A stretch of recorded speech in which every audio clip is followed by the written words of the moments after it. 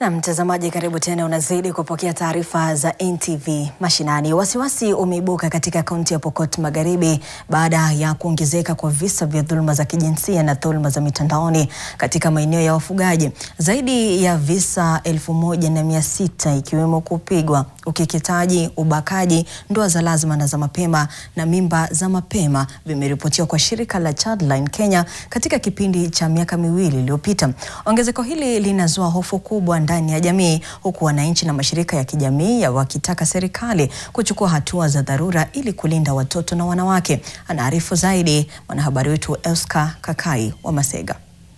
Visa vya dhuluma za kijinsia vikiwemo ndoa za mapema, mimba za mapema pamoja na ukeketaji vinaendelea kuongezeka katika maeneo mengi ya wavukaji katika kaunti ya Pokot Magharibi. Zamani walikuwa na keketa msichana hako na mwaka 13 ama mwaka 10. Sasa wakikeketa, saa hiyo ng'ombe inafika. Kulikuwa kwa kijiji tunakeketa watoto karibu 100. Lakini saa hii tumekataa hiyo maneno. Sasa walikuwa wanakeketa mtoto mwaka 10 hata mwaka 9. Huku msimu mrefu wa mwezi wa Disemba ukiendelea pamoja na sherehe nyingi, sasa kuna wasiwasi ya wasichana wengi kukeketwa, kuozwa na hata kupachikwa mimba. Hali hii imepelekea hali ya wasiwasi katika eneo hili la wafugaji. Hata hivyo, washikadau wamejitokeza kuhamasisha jamii dhidi ya maovu haya.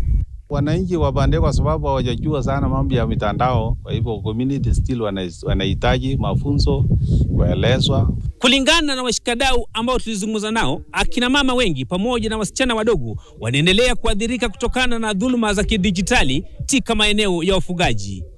Ni vizuri sana kama community yetu watasimama na kina mama na watoto waweze wakasema ya kuwa kuna dhuluma mahali fulani. Na dhuluma hizi inaweza kuwa ukeketaji, ama mtoto kukatazwa kwenda shule, kunyimwa karo, mtoto kupigwa pale nyumbani, ama baba na mama kupigana. Haya yanajiri baada ya kukamilika kwa siku 16 za kupigana na dhuluma za kijinsia. Kama Childline tumekuwa tukikuwa na hiyo laini ama simu 116 ambaye kama kuna shida jamii ama sana sana watoto wanaweza kupiga simu ili waweze kupata usaidizi.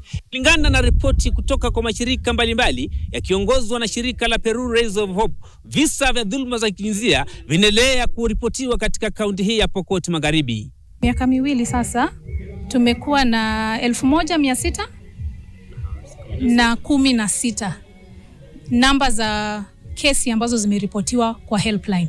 Namba zenyewe ziko juu zaidi. Kazi bado iko ili kuhamasisha jamii zaidi. Visa vya dhuluma za kijitali ambavyo huathiri akina mama pamoja na wasichana wengi hupelekea akina mama pamoja na wasichana kuadhirika na kuwa na msongo wa mawazo. So kuna shida kama hizo ambazo tunaripotiwa, na tukipata hizo ripoti huwa tunashirikiana na structures ambazo ziko tayari hapa kwenye jamii hii ili kushughulikia hawa watoto. Weza kurescue hawa watoto na kuhakikisha wametolewa katika ile situation ya violence ama abuse ambayo wako ndani. Imegunduliwa ya kwamba watu wengi katika maeneo ya mashinani ya ufugaji hawajajitokeza kuripoti visa hivi kwa wahusika, na sasa kuna haja kuhamasishwa ili waweze kujitokeza na kupiga ripoti. Nikiripotia NTV Mashinani kutoka kijiji cha Cheptiangwa, eneo la Murupus katika kaunti ya Pokot Magharibi, jina langu ni Oscar Kakai wa Masega.